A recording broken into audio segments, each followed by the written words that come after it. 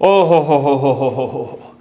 तो दोस्तों, अपने राजस्थान में खाद्य सुरक्षा राशन कार्ड में नए नाम जुड़ना शुरू हो चुके, लेकिन इसको लेके एक बहुत बड़ी समस्या आ रही है कि राशन कार्ड में आधार सीडिंग नहीं है, और आधार सीडिंग नहीं होने की वजह से आम जनता है वो खाद्य सुरक्षा का फॉर्म है वो नहीं भर पा रही है।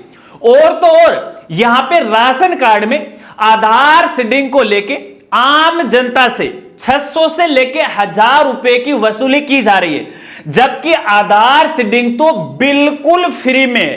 तो आइए इस आधार सीडिंग की समस्या का क्या समाधान है वो आपको बताता हूं, और इसके साथ साथ राजस्थान सरकार से और संबंधित विभाग से मेरा हाथ जोड़ के निवेदन है कि इस समस्या को गौर से सुनिएगा और उचित निराकरण है वो भी कीजिएगा।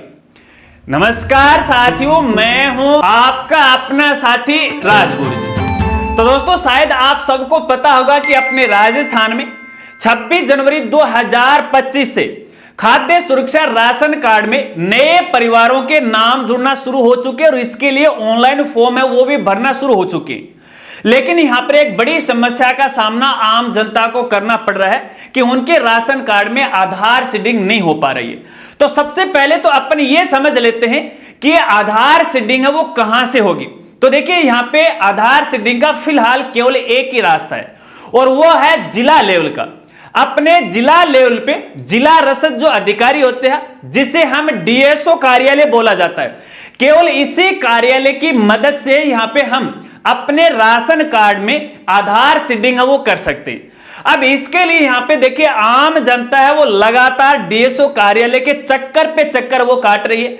तो यहां पे एक तो ये बड़ी परेशानी हो रही है, और इसके साथ साथ यहां पे देखिए जिला मुख्यालय की जो दूरी है वो अपने घर से तकरीबन 50-60 किलोमीटर है, और इसके साथ साथ जब अपन डीएसओ ऑफिस में आधार सीडिंग करवाने के लिए जाते हैं तो हम पे आर्थिक भार है वो भी पड़ रहा है, क्योंकि इसके लिए हमें राशन कार्ड है, जो भी आधार कार्ड है, जन आधार कार्ड वगैरह वगैरह सहायक जो दस्तावेज होते हैं उनकी फोटो लिपि हमें यहां पे निकालनी पड़ती है। तो यहां पे देखिए फिलहाल तो यही रास्ता है। तो सबसे पहले तो देखिए, मैं सभी साथियों को कहना चाहूंगा, यदि आपके राशन कार्ड में आधार सीडिंग नहीं है तो फिलहाल की स्थिति में आपको डीएसओ कार्यालय व्यक्तिगत जाना पड़ेगा।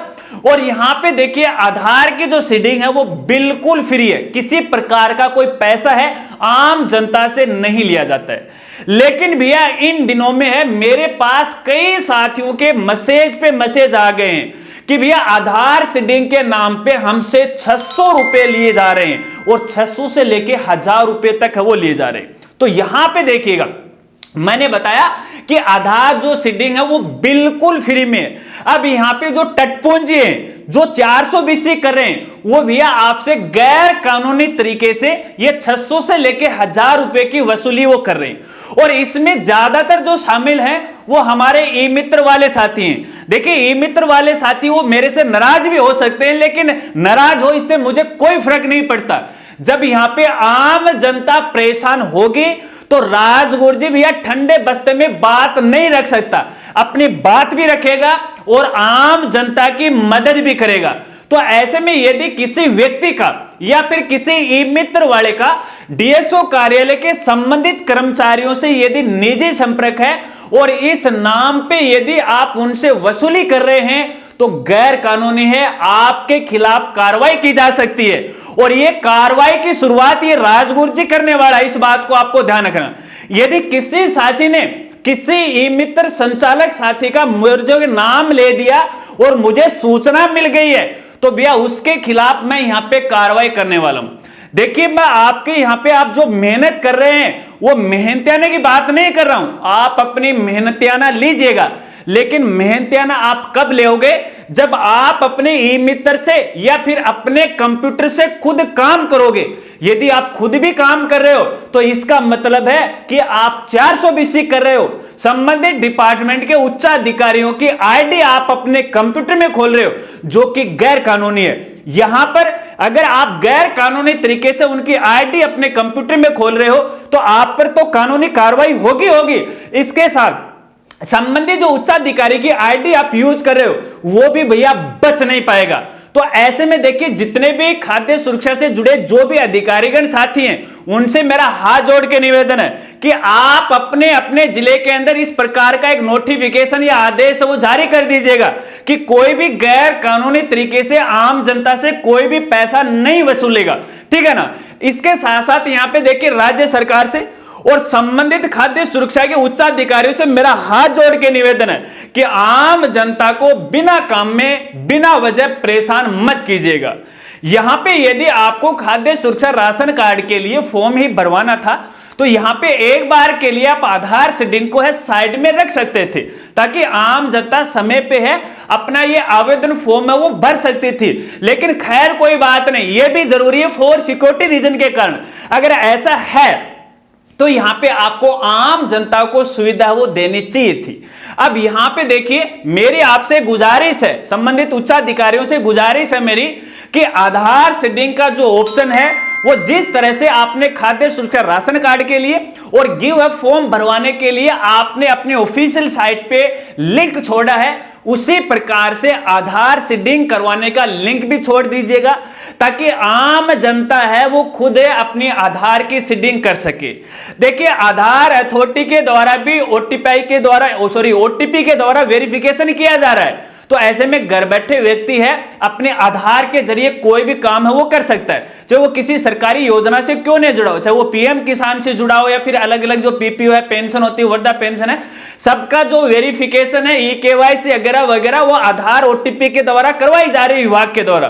तो आप क्यों नहीं करवा रहे हो? इससे आम जनता पे आर्थिक भार वो बढ़ रहा है, आम जनता काफी परेशान यहां पे हो रही है। और देखिए नाजायज लोगों का फायदा है, बहुत सारे जो कंप्यूटर संचालक साथी हैं, बहुत सारे ई मित्र संचालक साथी हैं, वो भी इनका फायदा उठा रहे हैं। तो ऐसे में हाथ जोड़ के निवेदन है कि आधार सीडिंग है वो अपने पोर्टल पे वो शुरू कर दी जाए। और यहां पे देखिए जो भी आम जनता है उनसे भी मेरा निवेदन रहेगा, अगर आपसे भी गैर कानूनी तरीके से वसूली की जा रही है, आपसे 600, 500, 1000 रुपए यदि लिए जा रहे हैं, तो मुझे संबंधित जो व्यक्ति है उसके नाम का पूरा ब्यौरा देके मुझे वाया मेल कर दीजिएगा और मेरे नाम से एक लेटर लिख दीजिएगा, श्योमे श्रीमान राजगुरु जी और जिला झुंझुनू, मैं झुंझुनू जिले का यहां पे रहने वाला हूं और विषय में आपकी समस्या और एप्लीकेशन लिखते उस प्रकार से पूरा बायोडाटा है वो मुझे मेल कर दीजिएगा।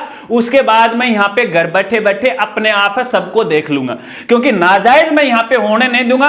मेरा धर्म है, मेरा कर्म है आपको सही समय पे सही जानकारी देना। तो ऐसे में सभी ई मित्र वाले संचालक साथी हैं उनको नाराज होने की बात नहीं है, आप अपना मेहनतियाना लो, लेकिन फिलहाल इसमें मेहनतियाने की आवश्यकता नहीं है।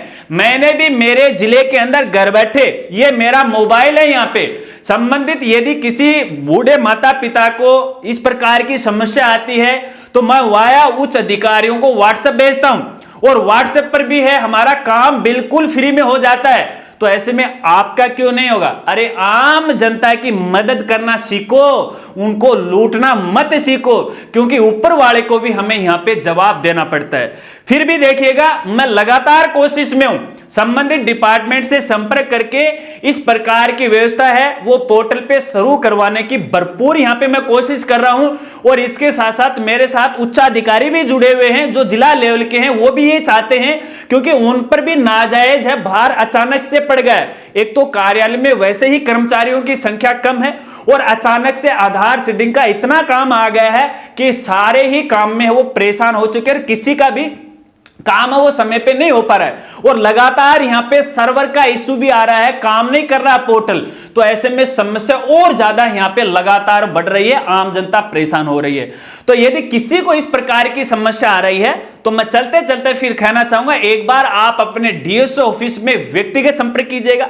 और इसके साथ साथ देखिए कुछ साथियों के मेरे पास यह भी समस्या आई थी कि हमने आधार सीडिंग करवा ली लेकिन अभी भी पोर्टल पे आधार सीडिंग नहीं दिखा रहा है। तो ऐसे उन साथियों को मैं कहना चाहूंगा, देखिए फिलहाल यहां पे आधार सीडिंग हो जाती है तो पोर्टल को अपडेट होने में या सर्वर को अपडेट होने में 24 से लेकर 48 घंटे का समय है वो लग जाता है। तो ऐसे में आप 1-2 दिन का वेट कर लीजिएगा, उसके बाद आपकी समस्या का समाधान हो जाएगा। 2 दिन के बाद यदि सेम समस्या आ रही है तो इसका मतलब यह है कि आपके आधार की सीडिंग है आपके राशन कार्ड के साथ नहीं हुई है, तो फिर पुनः आपको संबंधित डीएसओ कार्यालयों में संपर्क वो करना पड़ेगा। आशा रखता हूं अब आप अच्छी तरह से वो समझ गए होंगे। अगर वीडियो जानकारी आपको अच्छी लगी हो तो वीडियो को लाइक कीजिएगा, हो सके तो इस वीडियो को या फिर इस जानकारी को ज्यादा से ज्यादा अपने दोस्तों में जरूर शेयर कीजिएगा, अपने सोशल मीडिया पे शेयर कीजिएगा, ताकि ये जो सूचना है सरकार तक पहुंच जाए, उच्च अधिकारियों तक पहुंच जाए और प्रत्येक ई मित्र साथी के पास है वो पहुंच जाए।